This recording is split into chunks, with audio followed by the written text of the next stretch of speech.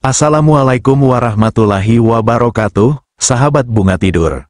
Di sebuah kuil yang dikenal sebagai kuil tikus, ribuan tikus diperlakukan sebagai makhluk suci oleh para peziarah yang datang dari berbagai penjuru. Mereka meyakini bahwa tikus-tikus ini adalah reinkarnasi dari Karni Mata dan para pengikutnya, sebuah kepercayaan yang telah mengakar selama berabad-abad. Di balik suasana ritual yang penuh penghormatan itu, seorang biksu mulai merenungkan makna sebenarnya dari kehidupan dan keimanan. Dengan kerendahan hati, ia menyaksikan kebiasaan para pengikutnya yang meminum sisa susu dari tikus sebagai bagian dari tradisi, hingga hatinya terusik untuk mencari jawaban yang lebih mendalam tentang tujuan hidup dan kebenaran sejati.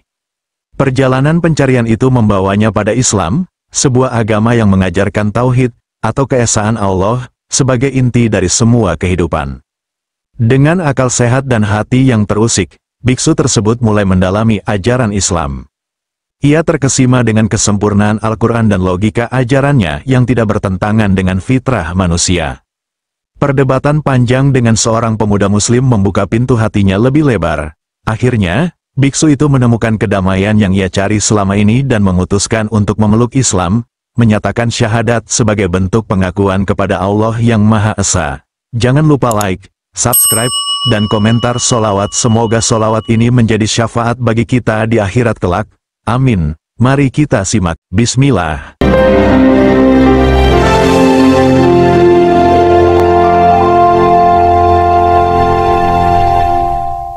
Di sebuah desa kecil di India, terdapat sebuah kuil unik yang menjadi tujuan peziarah dari berbagai penjuru. Kuil ini dikenal sebagai kuil tikus, tempat ribuan tikus berkeliaran bebas. Sekitar 25.000 tikus dianggap suci di tempat ini, diyakini sebagai reinkarnasi dari Karni Mata, seorang dewi dalam mitologi Hindu, serta para sahabatnya. Bagi para pengikutnya, tikus-tikus ini adalah lambang perlindungan dan keberuntungan. Tradisi di kuil ini cukup unik. Para peziarah akan memberikan persembahan berupa biji-bijian dan susu dalam mangkuk besar logam, yang kemudian diminum dan dimakan oleh tikus. Setelah itu, sisa makanan dan minuman tersebut dimakan oleh manusia, dipercaya membawa keberuntungan besar. Jika seseorang melihat tikus albino di antara tikus-tikus biasa, itu dianggap pertanda keberuntungan yang luar biasa. Di tengah kerumunan peziarah dan ritual harian, seorang biksu bernama Prakas menjadi penjaga sekaligus pembimbing spiritual di kuil ini. Prakas adalah seorang pria yang taat dan berdedikasi. Sejak kecil, ia telah mengabdikan hidupnya kepada Karni Mata. Namun, ada sesuatu yang berbeda dalam dirinya. Di balik keyakinannya, ia menyimpan banyak pertanyaan yang belum terjawab. Prakas sering memperhatikan perilaku tikus-tikus di kuil itu. Ia merasa bahwa banyak kepercayaan yang dipegang oleh para pengikut kuil tidak sepenuhnya masuk akal. Apakah benar bahwa tikus ini adalah reinkarnasi manusia? Jika ya, mengapa mereka tidak menunjukkan tanda-tanda keilahian? Suatu hari, seorang pria muslim bernama Ahmad datang ke kuil itu. Ahmad adalah seorang pedagang yang sering berkeliling untuk berdakwah sambil berdagang. Ia memiliki pemahaman mendalam tentang Islam dan terbiasa berdialog dengan berbagai pemeluk agama lain. Ahmad merasa penasaran dengan tradisi di kuil tikus dan memutuskan untuk berbicara dengan Prakas. Mereka mulai berdialog di sebuah sudut kuil, di mana tikus-tikus berlompatan di sekitar mereka. "Selamat datang di kuil kami. Apa yang membawa Anda ke sini, wahai saudara?" "Saya hanya seorang pengembara yang ingin memahami berbagai tradisi dan keyakinan. Namun, saya penasaran, bagaimana Anda bisa percaya bahwa tikus-tikus ini adalah reinkarnasi manusia?" Prakas tersenyum dan mulai menjelaskan kepercayaan yang dipegang teguh oleh para pengikut kuil. Ia berbicara tentang reinkarnasi, keberuntungan, dan perlindungan yang diberikan oleh tikus-tikus itu. Ahmad mendengarkan dengan seksama.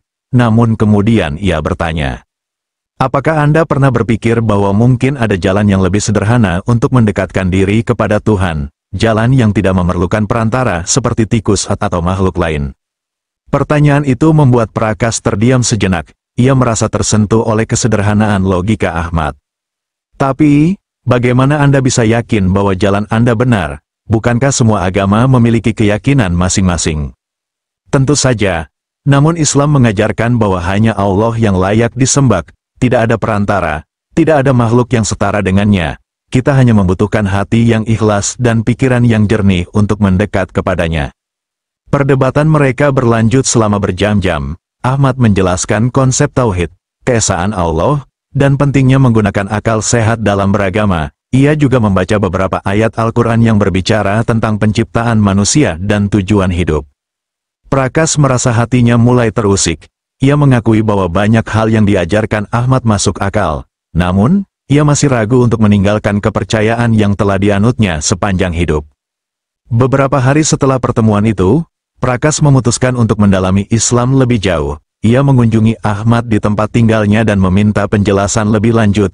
Ahmad dengan sabar menjelaskan, menunjukkan bahwa Islam tidak hanya logis, tetapi juga memberikan kedamaian jiwa. Sementara itu, di kuil tikus, Prakas mulai mempertanyakan segalanya. Ketika ia melihat tikus-tikus itu memakan sisa makanan dari mangkuk, ia bertanya-tanya, bagaimana mungkin makhluk seperti ini dianggap suci? Bagaimana mungkin mereka menjadi perantara antara manusia dan Tuhan? Hari demi hari, keyakinannya semakin goyah, hingga suatu malam, setelah merenung dan berdoa dengan sungguh-sungguh, Prakas merasa hatinya dipenuhi ketenangan yang belum pernah ia rasakan sebelumnya. Ia memutuskan untuk mengambil langkah besar dalam hidupnya. Ia kembali menemui Ahmad dan berkata, "Saya telah menemukan kebenaran, saya ingin mengucapkan syahadat." Ahmad tersenyum penuh haru dan membimbing Prakas mengucapkan kalimat syahadat. Saat itu, Prakas resmi menjadi seorang Muslim. Namun, perjalanan hidup Prakas belum selesai.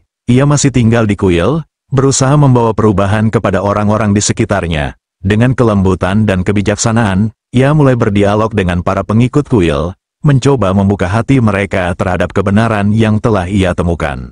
Di hari-hari berikutnya, biksu itu terus memikirkan pertemuannya dengan pemuda Muslim yang mengajaknya berdialog. Setiap kata yang terucap dari pemuda itu seolah mengisi kekosongan di dalam hatinya. Ia mulai membandingkan ajaran yang selama ini ia anut dengan ajaran Islam yang begitu logis dan sederhana. Namun, hatinya belum sepenuhnya mantap. Sebagai seorang biksu yang telah bertahun-tahun hidup di kuil, meninggalkan keyakinannya tentu bukan hal yang mudah. Ada tanggung jawab kepada para pengikutnya, juga rasa takut akan penolakan dari komunitasnya. Biksu itu kemudian memutuskan untuk berdialog kembali dengan pemuda Muslim tersebut. Di pertemuan berikutnya, mereka membahas konsep tauhid. Pemuda itu berkata, Islam mengajarkan bahwa hanya ada satu Tuhan, Allah yang Maha Esa. Dia tidak membutuhkan makhluknya, tetapi kita sebagai makhluk yang membutuhkannya. Bukankah itu lebih masuk akal dibandingkan menyembah makhluk yang juga membutuhkan kita untuk memberinya makan? Biksu itu terdiam sejenak, lalu menjawab, tetapi dalam ajaran kami, menghormati tikus adalah bentuk penghormatan kepada karni mata yang telah melindungi umatnya. Bukankah itu juga menunjukkan kasih sayang kepada semua makhluk hidup? Pemuda itu tersenyum, kasih sayang kepada makhluk hidup adalah bagian dari Islam. Namun, penghormatan yang sejati adalah kepada Sang Pencipta, bukan kepada ciptaannya. Tikus, manusia, bahkan alam semesta ini hanyalah ciptaan Allah. Semua ini menunjukkan kebesarannya, bukan untuk disembah. Perdebatan itu berlangsung berjam-jam, dengan biksu yang terus mencari celah untuk mempertahankan keyakinannya. Namun, setiap argumen yang ia lontarkan selalu dijawab dengan bijak oleh pemuda tersebut, yang selalu mengutip ayat Al-Quran atau hadis Rasulullah. Hal ini membuat biksu itu semakin kagum dengan ajaran Islam yang begitu mendalam namun tetap sederhana. Di malam harinya, biksu itu merenung di dalam kamarnya. Ia membuka kembali kitab suci yang selama ini ia pelajari, mencoba mencari jawaban yang dapat menenangkan hatinya. Namun, semakin ia membaca, semakin ia merasa bahwa apa yang selama ini ia yakini tidak mampu memberikan ketenangan yang sejati. Ia merasa ada sesuatu yang hilang, sesuatu yang hanya dapat ia temukan dalam ajaran Islam. Esok harinya, ia kembali ke pemuda Muslim itu, kali ini dengan hati yang lebih terbuka. Mereka membahas lebih dalam tentang kehidupan setelah mati, tentang tujuan hidup manusia, dan tentang konsep dosa dan pengampunan dalam Islam. Biksu itu tertegun ketika mendengar bahwa Allah Maha Pengampun, bahkan bagi orang yang selama ini berada dalam kesesatan, asalkan mereka mau bertaubat dan kembali kepadanya. Biksu itu berkata, jika Allah benar-benar Maha Pengampun, apakah Dia juga akan menerima saya yang selama ini telah hidup dalam kesesatan? Pemuda itu menjawab dengan lembut, Allah Maha Penyayang, jika engkau bersyahadat dan memohon ampun kepadanya dengan hati yang tulus, Allah akan menghapus semua dosamu. seolah-olah engkau baru saja dilahirkan." Kata-kata itu menyentuh hati biksu itu. Ia mulai merasa bahwa inilah jalan yang selama ini ia cari. Namun, ia masih ragu untuk mengambil keputusan besar itu. Ia berkata kepada pemuda itu, "Beri saya waktu.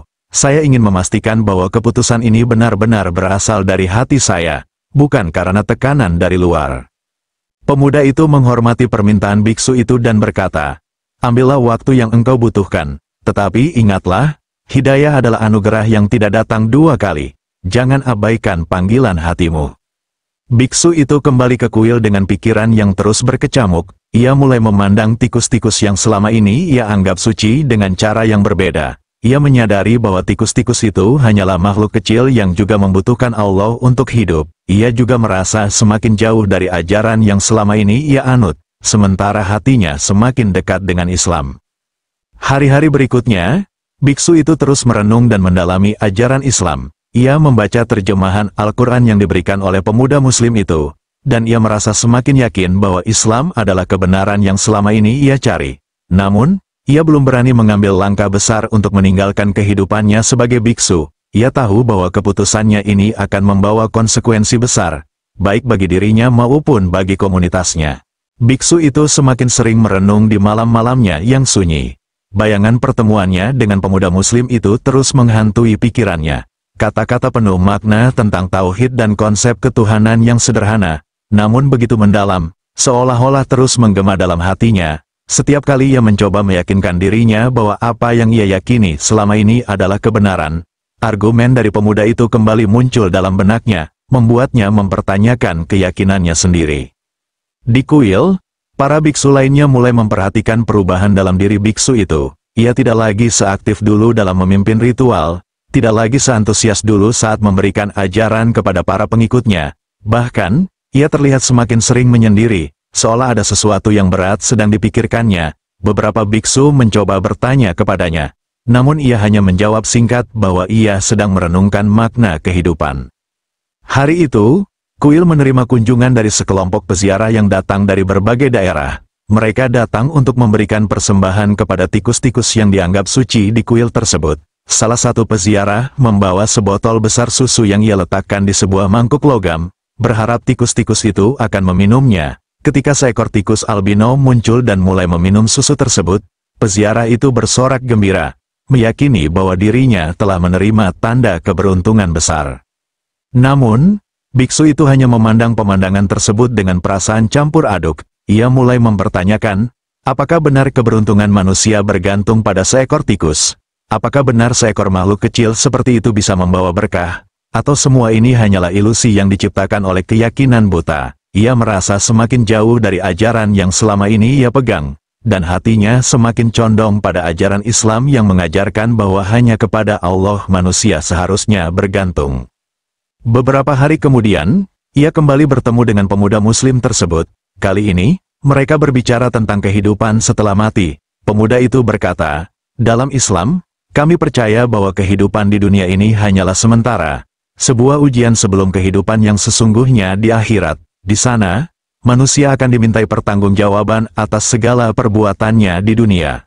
Hanya mereka yang beriman dan beramal saleh yang akan mendapatkan kebahagiaan abadi di surga."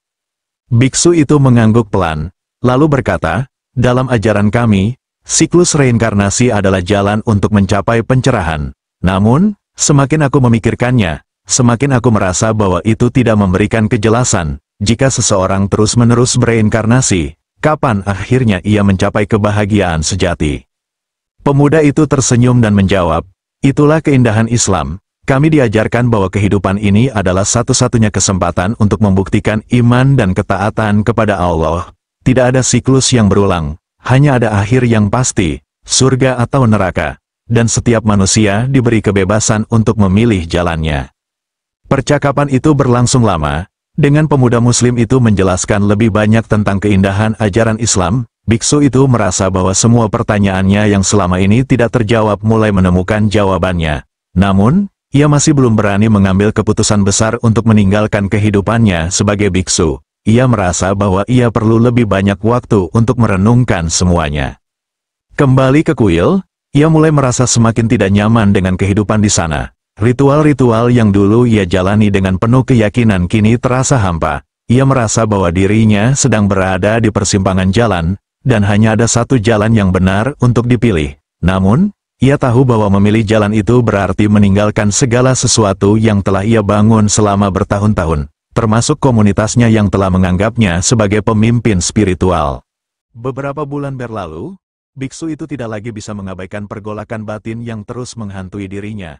Setiap hari, pikirannya dipenuhi dengan pertanyaan-pertanyaan besar tentang makna kehidupan, konsep ketuhanan, dan tujuan akhir manusia. Sementara itu, setiap percakapan dengan pemuda muslim itu seolah membuka pintu-pintu kebenaran yang selama ini tertutup baginya. Di suatu malam yang tenang, biksu itu duduk di halaman kuil, memandangi bintang-bintang yang bertaburan di langit. Dalam kesunyian, ia merasakan sebuah ketenangan yang tak biasa. Ia memutuskan untuk berbicara kepada para pendeta senior di kuil tentang keraguannya. Esok harinya, dengan hati yang berdebar, ia mengumpulkan keberanian untuk mengungkapkan isi hatinya. Aku telah lama merenungkan ajaran kita, dan semakin aku mencari, semakin aku merasa ada sesuatu yang kurang, katanya dengan suara yang tegas namun penuh kehati-hatian. Para pendeta lain memandangnya dengan tatapan terkejut. Ia melanjutkan, aku telah bertemu dengan seorang muslim yang menjelaskan tentang tauhid, tentang Allah yang Maha Esa, dan tentang kehidupan setelah mati. Semua itu terasa masuk akal bagiku. Salah satu pendeta senior berkata dengan nada kecewa, apakah kamu meragukan ajaran yang telah kita yakini selama bertahun-tahun? Apakah kamu ingin meninggalkan jalan yang telah membawa kita kepada pencerahan? Biksu itu mengangguk pelan, namun penuh keyakinan, aku tidak ingin hidup dalam keraguan. Aku ingin mencari kebenaran sejati, dan aku merasa bahwa kebenaran itu ada dalam ajaran Islam. Setelah percakapan yang cukup panjang, para pendeta memutuskan untuk tidak menghalanginya. Mereka mengatakan bahwa setiap orang berhak menentukan jalannya sendiri. Namun, mereka juga mengingatkan bahwa keputusannya akan membawa konsekuensi besar. Dengan tekad yang bulat, biksu itu pergi menemui pemuda muslim yang selama ini menjadi tempatnya berdiskusi. Ia berkata, aku telah memutuskan, aku ingin memeluk Islam, aku ingin mengucapkan syahadat. Pemuda itu tersenyum penuh kebahagiaan. Alhamdulillah, Allah telah membimbing hatimu kepada kebenaran. Marilah, aku akan membantumu mengucapkan syahadat. Di hadapan pemuda itu dan beberapa saksi lainnya, biksu itu mengucapkan kalimat syahadat dengan suara yang lantang dan penuh keyakinan. Asyhadu alla ilaha illallah. Wa ashhadu anna Muhammadan Rasulullah. Air mata mengalir di pipinya, namun bukan karena kesedihan, melainkan karena kebahagiaan yang mendalam. Ia merasa seolah-olah telah menemukan rumahnya yang sejati.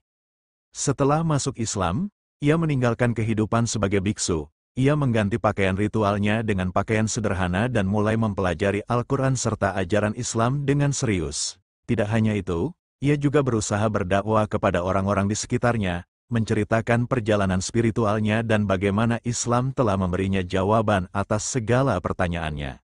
Beberapa tahun kemudian, ia pergi ke Mekah untuk menunaikan ibadah haji. Di sana, ia merasa benar-benar diterima sebagai bagian dari umat Islam.